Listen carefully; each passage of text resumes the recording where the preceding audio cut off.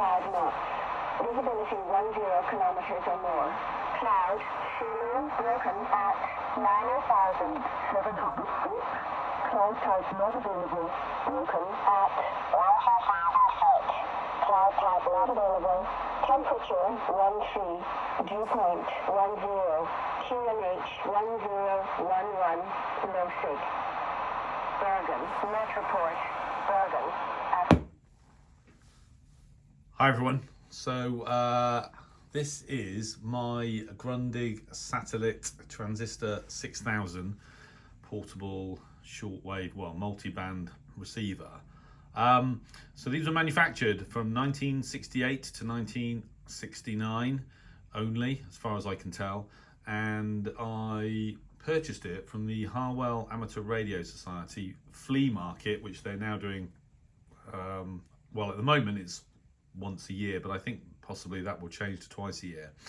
The guy wanted about £130 for it, I think, and I actually got it off him for 90, which was a bit of a steal. So considering this thing is 55 years old, it is in superb condition, works perfectly, everything works on it.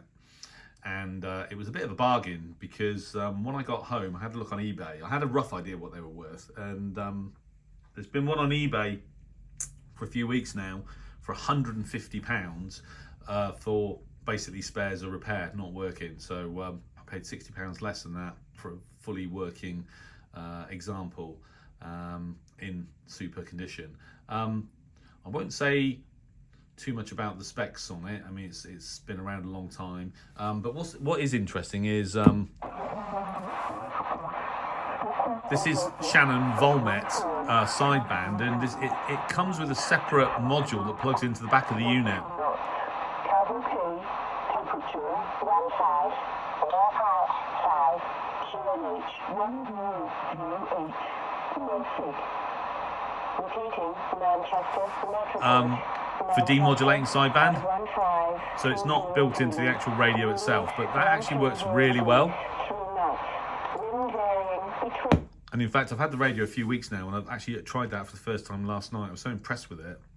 That's kind of really what drove me to record a video about it. It's got band spread with a mechanical button, and you can rotate through the various shortwave bands separately to tuning SW1, which is effectively from just below the X band on medium wave to 5 megahertz. Audio is absolutely superb. I'll do another video giving you which will give you an example of how good the audio is on AM, long wave, medium wave, but also FM. It's superb. I read on Radio Museum online that it's actually got two speakers, but the audio on this thing is as good as my Hacker Super Sovereign, maybe better even. It's very heavy. I think without batteries it's over a kilo. Yeah, just a brilliant buy for 90 quid. It was an absolute no-brainer, and I'm really pleased to have it in the shack. It's more an ornament as much as it is something to listen to the radio on, but I love the sort of late 60s through to late 70s industrial design. It's obviously very clearly got the sort of Grundig design aesthetics, and yeah, just a brilliant bit of kit. It was a steal, really. I think I've seen one advertised somewhere for €350, and there's no doubt it's a great bit of kit. To pick it up for 90 quid was amazing for me a few weeks ago. So I'll do another video with a little bit more on the features and what have you, but otherwise for now, this I think is my go-to radio for listening to Radio 4, TalkSport, 5 Live, etc. I might try and do a bit of DXing on it.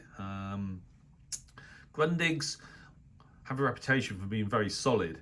In terms of DXing, the sort of vintage Grundigs weren't anything particularly special, and that goes for this rig through to the models that they produced in the 1980s. The Sony shortwave portables had better sensitivity and often selectivity. But you know, I'm never one to write a radio off. Think about the Grundig Satellit, the little portable that came out a few years ago that had a terrible reputation for no particular reason other than it had been reviewed by a couple of guys that didn't really know what they're talking about. And I can remember dispelling that myth almost immediately by copying ABC Northern Territories on like either 90 or 120 meters with that radio and a sort of random wire.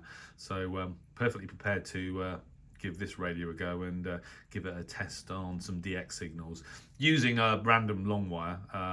But luckily at my QTH sort of background QRM is usually pretty low. So but yeah, otherwise what a radio to pick up for less than 100 quid.